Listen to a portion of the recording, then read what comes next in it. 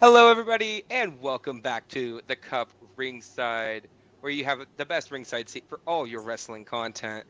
I am Brooke, your new reigning and defending queen of the Cup as of this past weekend. So, bow down, peasants. Thank you very much. Uh, and I'm not drinking anything because I had a water and I finished it, and then I didn't grab another one. So, currently not drinking anything. I see. Well, you know what it is. Wes is back. This is crazy. It's been a while. And look at that. We're together. It's the Raw Take in its complete and fullest form. Glad to be back. And I am drinking some beautiful hot chocolate, keeping Hillis. me a little warm in these summer days. For some reason, I was just feeling the hot chocolate vibes. And, this episode of Raw was also pretty hot. So we have a Yeah. lot to talk about.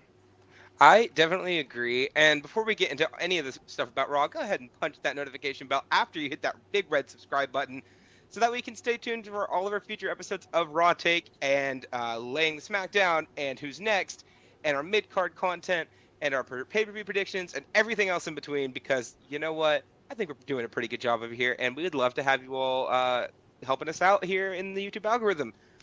So, we are talking about the May 27th edition of Monday Night Raw, emanating from Savannah, Georgia, which I got to be real, this crowd kind of had a good job. They did a good job. I don't Yep. think they were like the best crowd we've seen lately. Shouts to France, but it was pretty solid. There was a special group in the crowd that I know you're going to bring up later, so I feel like we can just do that now. Wes's favorite professional sports team was in the crowd. That's true. Listen, all right. I first want to say, Savannah, Georgia, I've been kind of a nice city, no? I love Savannah. Yeah, And, and Savannah's who'd be my like favorite beautiful. and who'd be my favorite sports team, Brooke? That would be the Savannah Bananas. And I'm The also a Savannah fan. Bananas. I am also a fan. I would like to make that clear, but I'm not going to claim to be a bigger fan than him because he definitely is a bigger Yeah. fan than I am. Um, but yeah, it was So nice that was seeing the reason them. I wanted to see it so bad, but there were other stuff too. Also, special shout outs to Xavier Woods walking a Savannah Banana shirt in his segment. But we'll talk about that later. We'll get to it later. Uh, for now, let's talk about it. So we had the little recap from Queen and King of the Ring. If you want to know all our feelings on that, or at least my feelings on that, go ahead and tune into our recap video that just got uploaded on Sunday. Uh, all of our stuff is there that we talk about all our feelings on that. Regardless, we have a new King of the Ring on Raw, and it is your Ring General, Gunther. Again, just a quick note: if Ludwig Kaiser has a career-ending injury, I don't want this to happen, but if it did happen, he would be a great fill-in ring announcer because this man is great at it. You're not But wrong. Gunther comes out, and we get this segment with him and Damian Priest. That was really interesting. I feel like Gunther kind of cooked Damian a little bit in the segment, but that's just me. I mean, a little bit, right? Because when you either have to, before the match, address me as the king, or after the match, address me as your new world heavyweight champion, I, I mean, Yeah, listen, yeah. all the chips are stacked in Gunther's favor. The man's an unbelievable talent, an unstoppable force, and I believe him. But of course, that's all dependent on if that's what we're even going to be able to see, because that's a pretty far amount of way. Damian Priest Mhm. has another contender who came out directly after this to Yeah. try to get in the mix after maybe a couple sly shots being fired at him. And of course, our boy Drew Mack, our complaining Drew Mack, came out and had to start running his mouth about how Damian Priest isn't going to make it, and eventually is just going to get beaten by him at Clash of the Castle. See, we do have to remember we have two pay-per-views between now and SummerSlam. We have what's next? Clash at the Castle is in 3 weeks, and then Money in the Bank's after that. Money in the Bank will be in Canada this year, for the record. It's gonna be, I think it's in Toronto. Um, so again, staying international with these non-Big Four pay-per-views, I love to see it. But I do think we are looking a little bit further ahead to say, hey, the winner of King and Queen of the Ring get title matches at SummerSlam. Like, it's very Royal Rumble esque to me, where we have this like 3 month period of time to build toward this match. which means we're going to have a lot of time to see, ooh, who's it going to be? Who is Gunther going to be fighting? Is it going to be Drew? Is it going to be Damian? Is it going to be Akira Tozawa? I don't know, but I'm intrigued and I'm happy to see it. Shout outs. Every person who thinks it's Akira Tozawa, put it in the comments. Akira Tozawa, rise up. All right. Yeah, thank you, Akira Tozawa. But it's so good. I don't know why, but I love Akira Tozawa's little dance. It's so fun. But yeah, on the whole, pretty solid opening promo. We also got Braun Strowman coming out towards the end, having a face-off with Damian Priest. Sometimes I forget just how tall Braun Strowman is, because Damian Priest is a big guy. He's like 6'10", 6'11", Huge. and Strowman was like 5 or 6 inches taller than him. So, yeah, like it's kind of almost like when they did that thing where they had Nia and Jade standing beside each other on SmackDown this past week, because again, Jade is a tall woman, but Nia was still taller than Jade, so it's visuals like that I love seeing.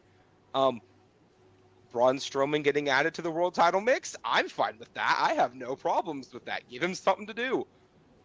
Could happen, because I'll tell you right now, because of course directly after following this, after all these promos that we've seen, we get our first match, and poor JD McDonough has to fight Braun Strowman. And okay, I get it, you're a leader. All right, Damian's like, I have faith in my companions, I have faith in my comrades, they'll be able to take care of this. Really?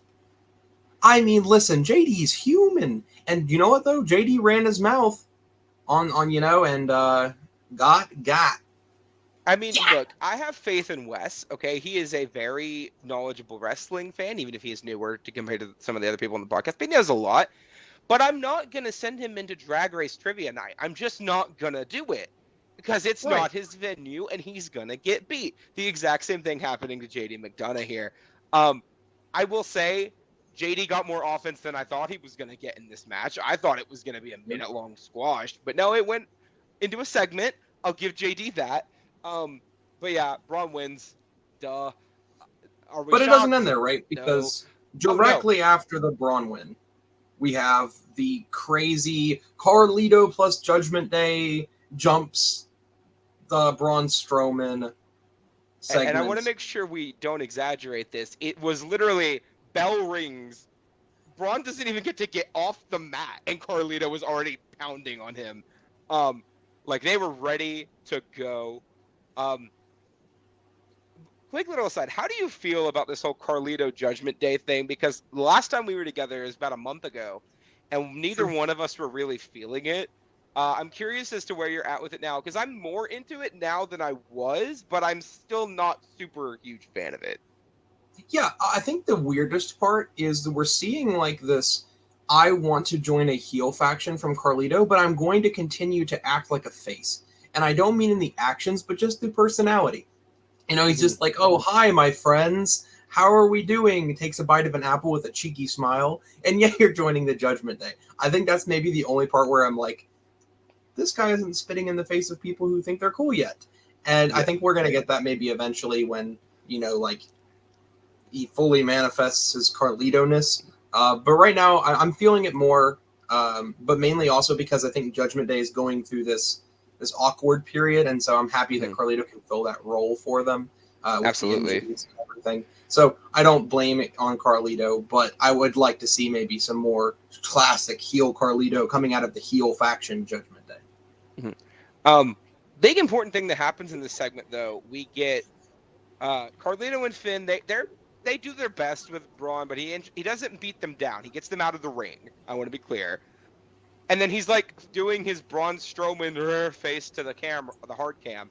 And then JD McDonough whacks him over the back with a steel chair. Braun no-sells it completely. And then you ever get that look of terror on your face? Like you see somebody have that look of terror on their face and you're like, ooh, I screwed up.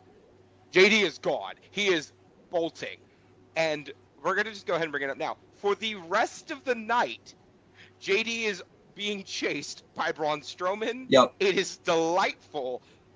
Do things like this on the product more, please. I was loving every second of this. Straight up, I feel like Braun Strowman got inspired by like the stalker bosses out of Resident Evil. because it was through the entire freaking game. X gonna give it to you. Night.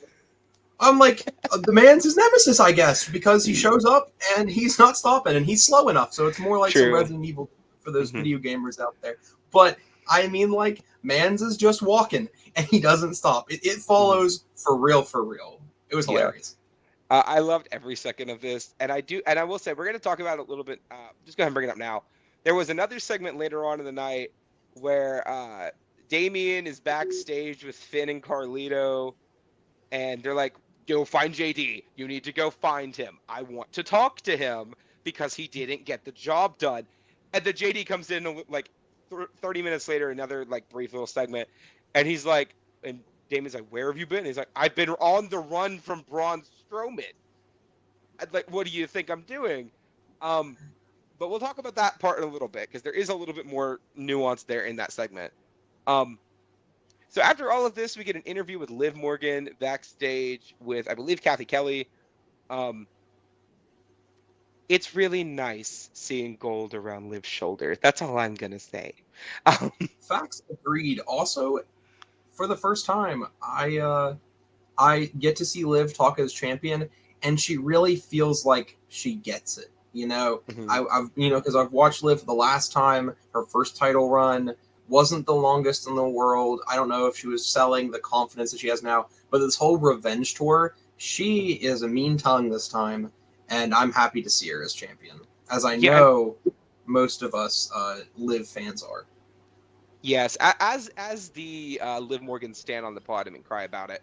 I think the big difference that you can say between Liv then and Liv now is that Liv then wasn't booked like she should be confident. She didn't have the ability to just roll up, be that girl with the title on her shoulder. And I think now that, she beat Becky, maybe it wasn't under the most traditional circumstances, but she beat Becky. That's something I think that's going to boost her character, especially now that she's kind of in this like tweener leaning heel area of her character. I don't want to say she's full heel yet because she herself has not cheated. She's not attacked anybody outside the ring other than Rhea, which valid. So more heel-ish. I'm not going to say full heel yet. We'll see where that goes. But yes, more Liv Morgan, please. Awesome. True. So then we get a recap of the Braun Breaker beatdown on Kale Dixon last week. Also, apparently, I didn't realize this. I thought it was a random jobber. No, Kale Dixon is like signed to this company now, and has been. So good on you, I guess. Hopefully you heal up soon if you are actually injured, which I don't think you are, but hopefully you are fine. Cool. New person on the product. I'm not going to complain. Yeah, and how do we feel about this whole Braun thing? Because the Braun of it all, he's being this like terrible force, anti-authority, getting in the way of the GM at all times, injuring people. Everyone who was in, it seems his sights are set on anyone who was in King of the Ring who wasn't him, because he should have been in King of the Ring. Kind of cool. I'm not disliking it. Braun Breaker needed a direction more than just and so I'm kind of enjoying it. I'm not gonna. You know what I think he needs more than a direction? A new theme song. But beside that, because that theme is bad. I'm not mad at it. I just want them to make him a more like nuanced character than angry man who thinks angry entitled man. I've seen that before. And I think Braun Breaker as a person in ring is someone we have never seen before to the caliber of his work. So I hope that they make him more nuanced than just I am man, want opportunity because I am big, strong, fast man. That's just the way I'm at with it. But speaking of Braun Breaker, we have a rematch between Ricochet and Ilya Dragunov after a backstage segment where Ilya drops one of the hardest lines I think I've ever heard in a backstage segment, where he says, "I break men. I fight men and I break them. I don't fight broken men." I'm just telling you right now, Ilya Dragunov is that guy. It was great. It was basically just like a shortened version of their King of the Ring match. It was incredible. as expected. I don't think you can throw Ricochet and Ilya Dragunov into a match with each other and it come out poorly. I just don't think it's possible. Yep. And I want to point out the Savannah crowd behind this match made me think I wasn't in the U.S.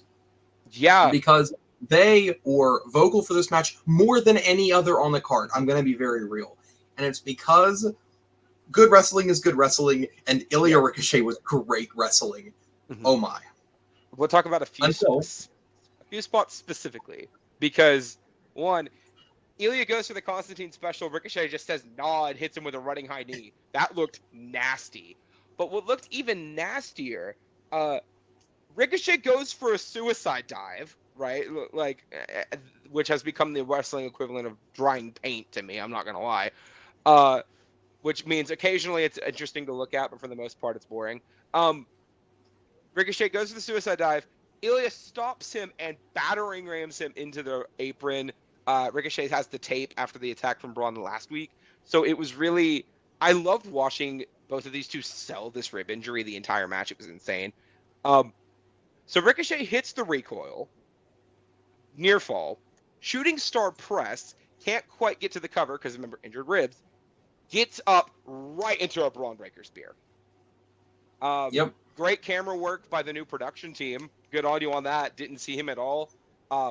Special shout outs to the Savannah crowd for not getting loud and explosive when Braun got into the ring. You didn't spoil it either, so thank you again, Savannah crowd. And then Braun does what Braun did. Beats up both men. Gets a chewing out by Adam Pearce. There is a segment after the commercial backstage with all of that. We need to talk about something else that happened in that segment in just a second. But I want Braun Breaker on TV. So don't actually suspend him for real, like in storyline. Like, please, I need him on TV. Yep. And you know what? I think our good old GM was thinking about it. And then Braun Breaker looked at him. And that man's imposing. Braun Breaker, like kind of like Gunther. If he's staring at me and he wishes me harm, I'm not happy. And so, the crazy thing is, Braun's not even that big. Like height wise, he's like maybe 6 foot, maybe he's like John Cena height, but absolutely. It's just so intense. Like I think the only person I could even say that even comes close to his intensity is Kurt Angle. Like, and that's a huge compliment. So good on you. So then we see Kiana James, who has not been seen to my knowledge since the draft happened, trying to talk to Adam. It sounded like she was trying to get a match this week or maybe next week. And her and Pierce go back to his office. Adam's getting a drink. Good. Please don't do these call-ups with these NXT talent if you don't have something planned for them. I'm happy she's on TV. I want the same thing to happen to Dijak because where's he been? And also Odyssey Jones, who got called up last year. Seen this man on TV twice, maybe, and both of those were Battle Royals. So let's get them on TV, please. I'd really appreciate that. But love seeing Kiana James here. I'm excited to see where she goes after all this. Yep, and I mean, then we pivot because we pivot right to our tag team champions in the Awesome Truth. And ice cream truck. You were thinking strawberry too, right? Oh, absolutely. 100%. Definitely thinking strawberry. Yeah. And you know what? So did the New Day. The New Day were also thinking strawberry. We don't know what Miz was thinking. I mean, but Miz was apparently also thinking strawberry. I see there's no reason for Miz to lie about what flavor he was thinking for R-Truth. Of course, yeah. And of course that that's working out, and it seems like again the New Day and the Awesome Truth are just some of the funniest men. You put them all together, and hilarity ensues. But that humor kind of quickly abates as Karrion Kross does his thing. He just shows up right as the ice cream truck closes, and Karrion Kross is talking more and is going to start talking cryptically. But thankfully, Xavier Woods just interrupts him, says, "Hey, stop! Before you start doing your cryptic nonsense, X, Y, Z, whatever." But Karrion Kross hits him with, I think, one of the craziest lines that's been given to the New Day, which is, "No, my friend, I actually want to help you, and I think that Kofi's getting in your way. I mean, Kofi, when is Xavier going to get a shot? When you retire?" And I'm just like, wow, why is that so true, though? I mean, Okay, first off, I want to shout out Kofi Kingston is one of the guys that can just shove a quick little line into a promo that will stick in my head forever, where he says, and I quote, Karrion Kross, middle name Chris. I love you, Kofi. Never change. Um, as someone who I will say, my favorite member of the New Day has been and always will be Xavier Woods. I kind of agree, but I'm not gonna be the one to say it because I think that when you look on paper, Xavier Woods has had a Hall of Fame career on his own, right? King of the Ring, like 14-time tag champs of the New Day, I think. Like they've held belts, like tons of tag titles. No matter what, Xavier Woods, New Day in general, will be in the Hall of Fame one day. But you look at what Big E and you look at what Kofi have done since the New Day started. I mean, Kofi won the WWE title. Big E won Money in the Bank, the Intercontinental Championship, and the WWE title. Kofi had already held the IC US and the tag belts before he was in the New Day. Big E had held the IC title before he was in the New Day. Xavier has always been that guy that never got that opportunity. And even when he won King of the Ring, it felt like a consolation prize, which makes me sad Yep. because I love Xavier. Yeah, and I appreciate that WWE's focusing on it because that at least tells us they recognize that fact.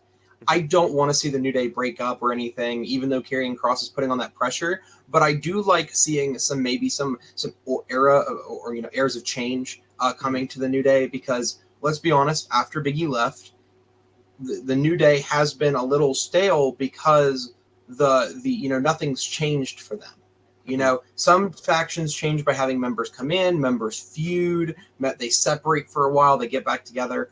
But the New Day has been 10 years, like just, we are the New Day. Yes, it is. Like that's what it's been. But I'm glad that we're getting to see this like New Day antithesis. Until tonight, I wasn't settled on this whole Karrion Kross New Day thing, but I think I'm on team. I like it. Yeah, I also like it. And I will say though, I think the big difference between New Day and something like, let's say, Judgment Day, right, or the Bloodline, is that New Day never felt like a faction to me. It always felt like a trio, right? I don't think New Day functions without one of the guys being there, right? Like, I don't think you could say, like, because Kofi and Big E were a tag team for like 3 months before Xavier brought them in and New Day happened. They did nothing as a tag team before. And like, when we're getting the Hall of Fame package in like 10 years or whenever they get inducted into the Hall of Fame, I think the thing that I'm going to want to see them talk about the New Day is just the overall impact they've had on tag team wrestling, because even if there's 3 of them, they were a tag team, right? And I just want Big E to come back and be their manager, please. Please. Please. If he's going to retire, if he can't wrestle anymore, just let him be the manager and we can move on. That is all I want. But speaking of the Final Testament, AOP has I'm not even going to call it a match, a squash against Creed brothers. Like, sure, the Creed's got some offense in here, but like, AOP won very handily. It was less than a segment. Like, I just never have been a huge fan of AOP. I'll be real. I haven't never gotten on board with them. They used to have some really good matches in NXT, but I just haven't seen them and been like, oh, these are the guys yet. I want to feel that for them. I just don't. That's fair. I think this might be the beginning, though, because they need to. Let's be honest. We've talked about this with Liv. We've talked about this with so many other wrestlers. At the end of the day, you need to be booked correctly to get that aura about you, to be the guys, And they had it in NXT for a good while, and I think that they're trying to build that back again. And I felt little rumblings of it today, and so we'll see where it goes, right? Yeah. Big thing though, new tag finisher for AOP. Currently called Water Rush. I don't think that fits them at all, but hey, sure. What a rush. I know Paul Ellering's their manager, but like, it still just feels wrong to me. I also want to point out, this is not a new move. I've seen it millions of times in my life. Beer Money in TNA, they used to do this as their finisher. They called it the DWI, drinking while investing. Great. They did it better than AOP did here. I hope they settle into it a little bit more. I think maybe it just looked awkward because they were hitting it on Brutus Creed, who's like a weirdly shaped man who can get it anytime he wants. But sorry, he's hot.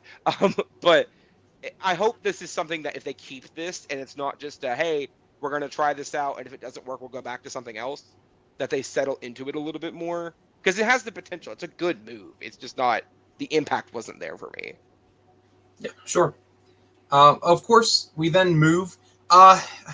What can I say? We get in segment with the black baller of this industry, the lucha loser, Rey Mysterio. No, I'm absolutely kind of joking. Kind of We get joking. something from Rey. He's talking about how we are going to get to see tonight Rey Mysterio versus Carlito. The feud's finally going to be, Rey Mysterio is going to get him back. Here's the thing: it's a normal match. It's not like we're seeing like a street fight, death match, death triangle, crazy something.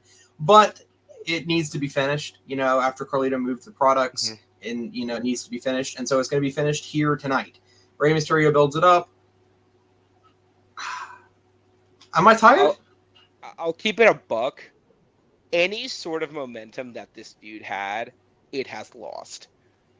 Yeah. It's been a month since these two have interacted. They were interacting before the draft, right? The attack happened before the draft. The Mania stuff has been almost 2 months ago now. Like, I just don't care anymore. I am so much more invested in what Carlito was doing with Judgment Day than I am what this whole LWO vacuum that all of the Latin wrestlers have to find themselves in. I don't care.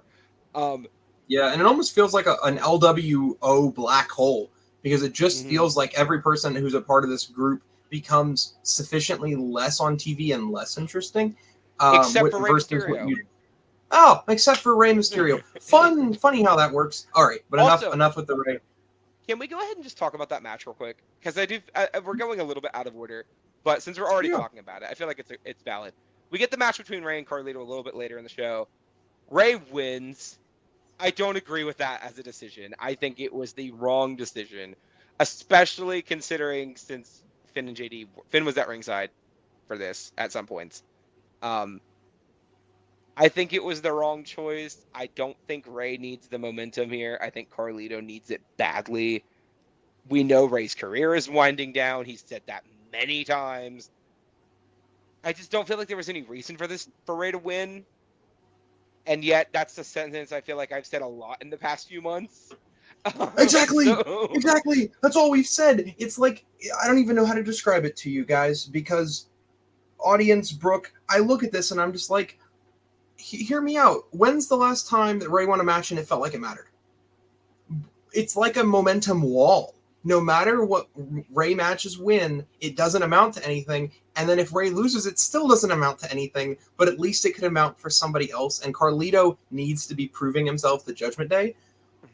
I get it. Judgment Day is in this, like, we are losing meta instead of we are winning meta. This is what happens to factions. They just lose all the time or win all the time. But, man, come on. If you're at least going to have Rey win, can he win, like, a string of matches and then tell a story with him? Yeah, because you can have him win and then it doesn't amount to any story or anything. It just kind of, Rey won, back to LWO stuff. The thing that's really confusing to me is, why are we not having the LWO feud with somebody? There are 4 of them. They could be feuding with, like, the Final Testament. I know they're busy at the moment, but, like, they could be feuding with Final Testament. They could be feuding with a regular tag team. You could have them feud with, like, I don't know, who's a heel tag team on Raw. Like, a heel tag team on Raw. I cannot think of one off the top of my head. That's a problem, but you see my point. There's plenty of people that could be feuding with. Also, where were Cruz and Joaquin? Nowhere to be found. I don't know where they have been. I haven't seen them in like a month. I miss the guys because I love Joaquin. He's one of my favorite people on the product in ring. Love that guy. But, like, where's he been? I don't know. Yeah. Oh, but then after the match, we get the Damian Priest of it all. Beats up Dragon Lee. Hits him with a gnarly Razor's Edge, I want to point out. And then South of Heaven on Rey. We get a nice Zelina Vega no at ringside. But I'm so happy, and I pray that this feud is over. I don't care anymore. Let Carlito move on. Let the LWO move on. Let everyone move on. This feud got nobody over. And I just don't see it. I don't see a point anymore. Yep, I completely, unfortunately, and I really do tragically mean unfortunately, because the Judgment Day versus LWO should be something that we care about with Dominic and Carlito and like Ray's biggest enemies all in one place type of feel. But the issue is Ray can't sell food to a starving man the way he's selling these parts about like, do I care? Why do I care? And maybe it's just because we haven't seen why or a reason to care after Legado del Fantasma. Like that was the last time that I even gave a little bit of care towards like that the LWO really took that personal. Mm. And I think it might just come down to can we have other members of the LWO talk? Because with Judgment Day, we hear everyone talk. Everyone has a personality. Mm-hmm. But the LWO, it's like raise the mouthpiece when I feel like the newest stars need to be the ones speaking. Like I need to be hearing from Dragon Lee and Zelina Vega and Walking Wild and like, you know what I mean? You know what I want for Dragon Lee? Let Hmm. him have a match with Ricochet. Give me a 15-minute match with Ricochet and Dragon Lee because we know Ricochet can do lucha. He did it for 3 years on Lucha Underground. We know he can do it. Okay, he was doing it on the Indies before he signed to the Fed to begin with. And to just let Dragon Lee be Dragon Lee in that match, Dragon Lee will be over. It takes one match. That's all you have to do. You don't even need to let him talk. You can let Zelina Vega just talk for him because she's great on the mic. No one has ever said Zelina Vega is bad on the mic. She's great. But they're not letting either of them do anything, and I cannot believe I will ever have said this about Rey Mysterio. They are being sucked into the charisma vacuum that is Rey Mysterio in 2024, and I just can't deal with it anymore. Let them both do their thing. Rey, I love you. You are a legend. You have defined a generation and a genre of professional wrestling. You and Jericho need to do the same thing.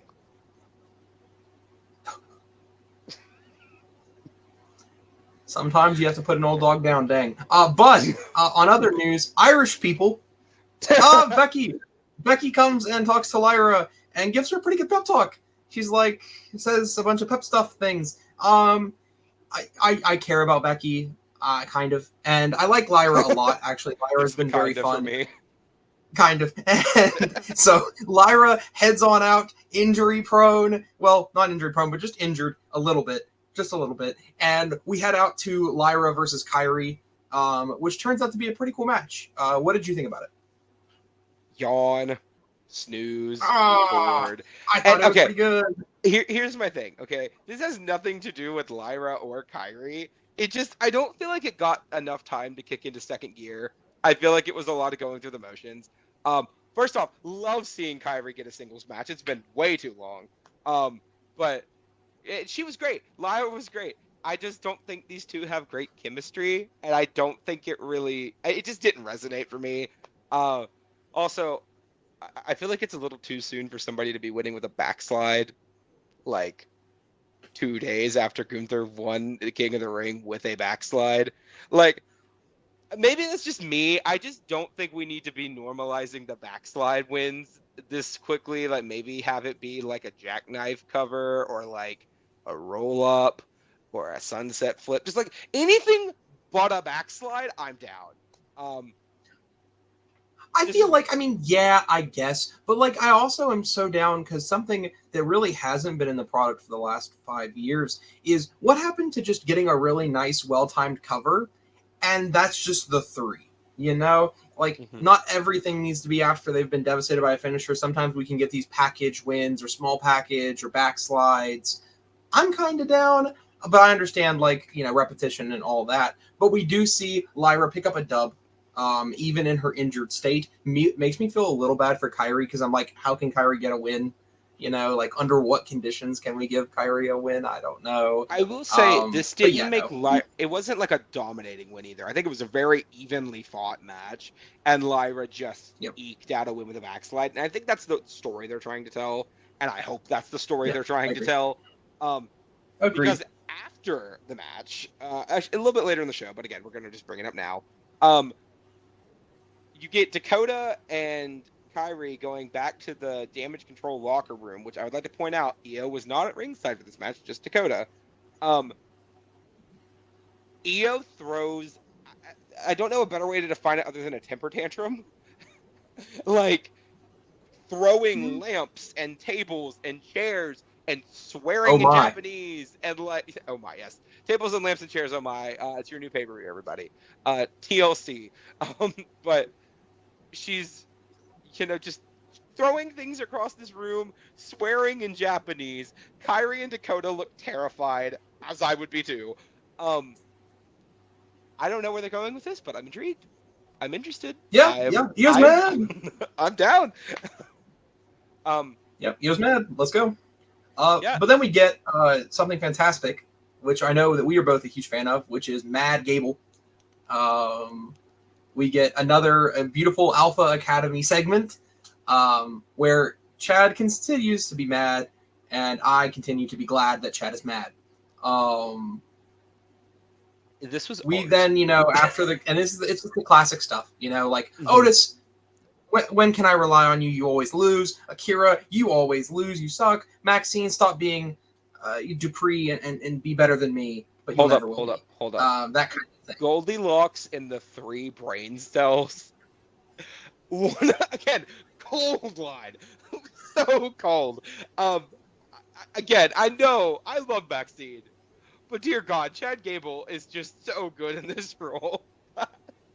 Oh, can we It's talk about him talking to Tozawa before Otis and Maxine roll up? He's like, "Where were you, Tozawa? I guess you couldn't be bothered to make the trip to Saudi Arabia." And he's like, "I'm sorry." And then Chad's like, "No, don't be sorry. I assume you were doing something very important if you couldn't make it to Saudi Arabia." And then you get another cut into the Braun Strowman chasing JD McDonough stuff. Like this whole episode of Raw was so great. Um, it was so good, and it also Daddy Gable hits us with, "I'm not mad. I'm just disappointed." disappointed. Like Like we all know, that's worse. We know it's worse. Um, we know it's worse. but so Speaking then of we worse, Bronson Reed versus we Otis. have we have Bronson Reed versus Otis, and it gets worse. For Um, Otis. For Otis. for Otis. I think this match was fine. It's another one of those like big men slapping meat kind of things. And if you're into hoss fights, you probably loved this. Hoss fights are not my jam, but I did enjoy it for what it was. Um, Otis had this one. Let's keep it 100. Otis was about to win this match. And then Gable distracted Otis and told him not to hit the caterpillar, which like why?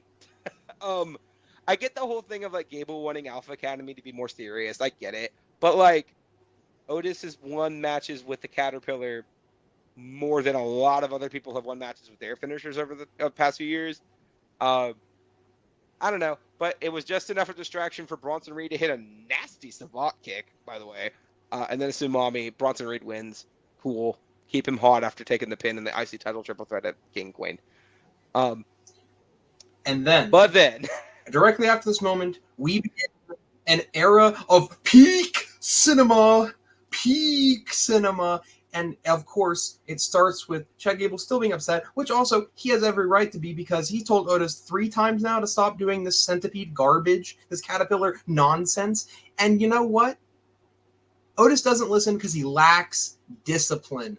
True point, Chad Gable. So just like any disappointed dad, if they're dealing with a kid that lacks discipline, what do? You grab the belt. And that's exactly what Chad is going to do. But I mean, I'll be real. Like I know you said this is cinema at the jump. I agree. This is a contender for the best segment of the year. I'll be honest. Like this was incredible because as he is about to swing, he has the belt wrapped up. You're like any kid, if you got hit as a kid, you got spanked. You know what's coming. We've been there. You know, you when you hear that belt wrap up, you double over. You're like, ugh. It's like a little like internal cringe moment for me. I'm not gonna lie. Um, winds up, goes to swing. Maxine wraps her arm around it and keeps Chad from hitting Otis. And in that moment, I thought we were about to see the end of Maxine Dupri. I'll be real.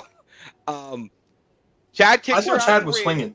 I did too. I was so convinced Chad Gable was going to like at least smack Maxine.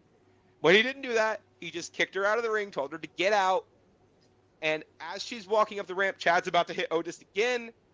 Whoa, whoa, whoa, whoa, whoa. Sami Zayn comes out. Interesting, like 2-second interaction between Sami and Maxine on the ramp. I'm curious what that'll lead to, if anything. But then Sami comes out, and I mean, again, Sami Zayn never going to cut a bad promo if given at least moderately okay material. I'm looking at you, Bobby Lashley sisters. I But think it's impossible. I genuinely think if you put Sami Zayn in the ring, there's nothing that he can do to make me not care about him. yeah, It's ridiculous. And I feel like that's what it was with Maxine, by the way, those 2 seconds of like just talking back and forth. I feel like that's a Sammy being locker room dad and being like, hey, you okay, Maxine? But continue. yeah. So Sami kind of just chews Chad out, which was really fun to see. It hasn't happened in a minute. He looks at Otis and he's like, you need to stop listening to him and start listening to them, and then point to the crowd. Crowd goes nuts. Cheap pop, but whatever. And then they beat Sami down. Otis, albeit reluctantly. Otis is going to turn on Chad, and it is going to be so satisfying. It's going to be great. But I want Chad to win this belt off of Sami so unbelievably badly. And I don't think it's in the cards now, and that bums me out. I just don't see a world where he wins it at this point, because in order to do that, he has to beat Sami, and then he'd probably just drop it to Otis. So, like, it's a bummer, but I think this character growth for Chad has been incredible, and I'm so happy to say that. Yeah, it kind of reminds me of like Christian Cage Luchasaurus energy of early AEW, which is fine. I love that thing in AEW. Sorry, name that I shall not be spoken, but I really enjoyed that segment and those types of promos throughout the months that was happening. I feel the same way about this. I hope it's long term though. Yeah. I hope we don't see it at like Clash of the Castle or something very, very soon. I hope that we kind of build through it throughout the summer, and then we really start getting behind Otis. And can we, like, I don't know, give Otis a run from it or something? We don't need a run for Otis, but it would be super cool if maybe as Otis continues to turn on Chad, if Chad's not going to get the gold he deserves, at least, like, let's give him a Cinderella run to Otis. I'd be down. Well, let's not forget, Otis is a former Money in the Bank winner. He has won tag gold many times throughout his career, NXT and main roster. He hasn't held a singles championship yet, but, like, to be fair, winning Money in the Bank is pretty cool. So, like, Otis is definitely somebody the fans care about. We've cared about him for years. I hope they give him an opportunity after this, whenever that is. Whenever. But we must move on, because we're almost at the end of the show. Shayna Baszler and Zoe Stark are getting interviewed backstage. They are your current number one contenders to the women's tag titles. And they invite Jade Cargill and Bianca Belair to Raw, which, yay, we get an excuse to talk about Jade and Bianca. Yay. Who did retain the women's tag belts at Clash of the Castle on the pre-show, for the record. Because that wasn't announced before until Friday. But then Shin and Zoe, as they're talking, and they said they beat every women's tag team on Raw and all this other stuff, Sonya Deville rolls up. I have missed Sonya. I wasn't back on the pod when she came back. I love Sonya Deville. And this trio of lesbians doing their trio of lesbians things, I'm here for it. I want this to become a group. I need this to become a group. I believe it. Yeah, I buy it. Like, these three, like, you're telling me the two former MMA fighters and a woman that fights exclusively with her knees and fists are a faction? I believe it. I 100% believe it. Especially considering that, honestly, if I was going to say someone who's the odd woman out of the three, I would put it on Zoe, not Shayna and Sonya. So, like, sure. I want this to be a real thing. I need this to be a real thing. Yeah. And it looks like they're building to it. I have faith in WWE. I already thought that Shayna Baszler plus Zoe Stark looked electric when we got to see it in its opening. It's been a while, but they can easily muster back my love for that group and give them gold. That's all I can say is give these people gold. But they also, we get an interaction with them and Alba Fire and Isla Dawn. Love seeing them on TV. Love seeing that. Probably going to get a match with them and Shayna and Zoe next week, if I had to guess. Because Alba and I was like, isn't it funny? They said they beat every women's tag team around. They haven't beaten us. And then again, another cold line this week. Isla says, "Yeah, and if we did ever get into the ring with them, that statistic would not change." And again, put these women on TV more, please. They're great. Yep. Um, Agreed. and the match between those two teams next week on Raw will be delightful. Agreed. Wonderful. A little bit of a Matt Hardy in here for the day. And then we have our main event, right? Yeah, main event, Liv Morgan defending the women's world title against Becky Lynch inside of a steel cage. This is, I believe, the third time these two have been in a Raw main event with each other, and I will never turn it down. I love Yep. I think they have Also, great chemistry. Liv's first steel cage match? Not a weird statistic when you really think about it. It kind of hit me different because Liv has been here for a while. And I was like, wow, this is her first steel cage match. I'm glad I get to watch it. And I don't think it under-delivered. I actually liked it a lot. It kind of reminded me of like Becky Rhea at Mania. Mm-hmm. And I like that. I enjoyed that match. I enjoyed this match. And we had some like near finishes. Of course, we have Judgment Day show up. And more importantly, Dominic, who's outside, and some hilarity ensues there with some false finishes, trying to help Becky win again. Yeah. But it all comes full circle. It all comes from circle. As it's about to come full circle, I will say there are two things that I want to talk about. One, Liv got Becky in this nasty tree of woe between the ropes and the steel cage, and she was like shoving her face into the cage in that tree of woe. That is how you make someone shoving their face into a cage look good. Thank you. Secondly, that Russian leg sweep off the middle rope right before Dominic came out, I haven't seen anybody talking about it. That bump looked nasty. That bump looked difficult, and it looked stiff, but they sold it really well. Liv had a really nice kneeling powerbomb at one point. Like, they were busting out moves that I haven't really seen either of them do before. So it made me interested and invested, I'll be honest. We appreciate that. Yes. So, and we do, because it was a great match. Yes. So Dominic comes out. Liv and Becky are both down after that top middle rope Russian leg sweep. Opens the cage. He's telling Becky, come on, Becky, come on, get to the door, get out of the cage, just leave, you win the belt, get out of the cage. Becky doesn't try to leave, she looks distracted. Liv hits her enziguri on Becky, and I feel like people were probably thinking, oh, Liv's just going to leave after that. No, that is nowhere near enough for this segment. So, you get JD and Finn come out to ringside, right? And they're like, Dominic, what are you doing? Just leave it be. Leave it alone. You don't have to get involved in this. And then Braun Strowman comes out. Because, of course, Braun Strowman comes out. It all comes full circle. And we see him. He walking. JD running. So, what ends up happening, right, and this is very important. So, Liv tries to leave after she hits the enziguri. Off screen, Becky pulls Liv back into the ring, hits her with something we don't know. But what we do know is Braun runs around the far side of the ring, away from the hard cam, right? Also importantly, on the opposite side of where the cage door is, runs around chasing JD. JD slides past Dominic at the door, who's still holding the door open, right? Bulldozes through Dominic, Braun Strowman. And because of that, Dom's still holding the door gets slammed in Becky's head as she tries to leave the cage. Cinema. I am telling you, cinema. And then Liv, after this, leaves the ring, retains the world championship. I love every single thing that has happened in this Judgment Day Liv Morgan stuff.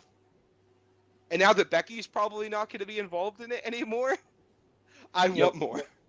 I just also, in my own headcanon, want to appreciate the fact that in this fake world or kayfabe world we have, Braun was walking for 3 hours. And I just, in my head, all that momentum is just building up. So that huge hit, I mean, that's like a 3 hour, that's a build up, man. Dominic's dead. Becky's dead. But oh my gosh, was it hilarious. And that is where the live television ends, right? Liv starts walking away, cameras cut, but thankfully my homie Brooke, for all of you too, had the crazy scoop, went online, and something ridiculous happened after cameras go off. And what was that? Yeah, so Liv looks at Dominic. They have the stare down. That's where the cameras cut out on the main show. And then about like 5 seconds after the show cuts, Liv kisses Dominic. Like, and to be clear, Dom did not like reciprocate the kiss, but he also didn't like pull away or like try to fight her off from the kiss. So we'll see where things go. But like, Liv and Dom, Living dog? pardon the pun, but I'm living for it. I love every second of this. Please keep this going, because she did not tell Rhea she was taking the title from her. She told her she was taking everything from her. And she has started doing it. She's got the world title. Maybe she has Dom completely. We don't know yet. Probably has Finn and JD in her back pocket as well. All I want is Liv Morgan being the new mommy of Judgment Day at this point. I think it would be crazy. And I have to say, I like Dom and Rhea's relationship, but like this skater girl, and like I just feel like it fits Dom to be like that sleazy, like we're gonna go on to the next thing. Like, listen, you're not here, mommy, you know. But of course, it didn't look like it's gonna happen all in one night. It looked like though that after that kiss, Dom might be feeling some type of way. That's all I'm saying. Because if I got kissed by Liv Morgan, I'd feel some type of way, you know. We would also be remiss to not bring up the Becky Lynch elephant in the room. As of recording, her contract does expire on Friday. She has not re-signed yet. She did kind of say when it's time to hang it up to Lyra. She did imply to Lyra that, you know, eventually when you hang it up, right? And to me, that was interesting. She looked really emotional in the ring before the match. Like, do I think she is very likely to re-sign? Yes. If she retired, would I be stunned? No, not at all. We know her and Seth have, I think she's 2 years old, 3 years old now, a 3-year-old daughter. Becky might want more kids in the future. Becky may want to look elsewhere and work elsewhere. We don't know what she wants at this point. But what I can say is, as much as I have crap talked Becky Lynch in these past few months, and I have, and I'm not going to pretend like I didn't, what I will say is I appreciate the impact she has had on this sport. I appreciate the impact she has had on the women's division at large. And I don't want her gone. I just don't want her hovering on the title picture 24/7. So, Becky, if this is your last appearance on Raw or in WWE, which I don't think it will be, but if it is, thank you for giving us what?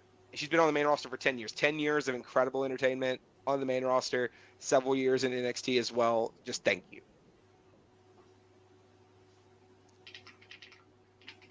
Yeah, I completely agree. And you know what? It is kind of cool to get to see it, like at the end, if it is the end, to see Becky kind of passing that torch to Lyra and maybe getting that I'm the Irish ass kicker and we're gonna keep this cycle going through. But it was a great Raw overall. I just have to say, was a fantastic watch through, and I'm excited to see what comes next. As am I. And if you guys are interested in seeing what happens next week after next week's Raw, feel free to stop back here next Tuesday. You get a nice little filler from us, just a little talk about it if you don't have time to watch the show on your own time, or if you just like hearing us talk about it too. Get our input, get everybody's input. You can do the same thing with our NXT show, Who's Next, and our SmackDown show, Laying the SmackDown, on Wednesday and Saturday, respectively. And yeah, that's our episode of Raw Take for the May 27th edition of Raw. How'd you feel about it? Leave it. Let us know in the comments down below. Tell us what you thought, what your favorite match was, what segments you're interested, what flavor you think Miz thought R-Truth was. Anything that you all think is necessary, just let us know in the comments down below. Hit that subscribe button, punch that notification bell, check out the rest of our channels in the CUP Podcast Network. And as always, cheers, everybody. Cheers. Cheers. I believe in Joe Hendry.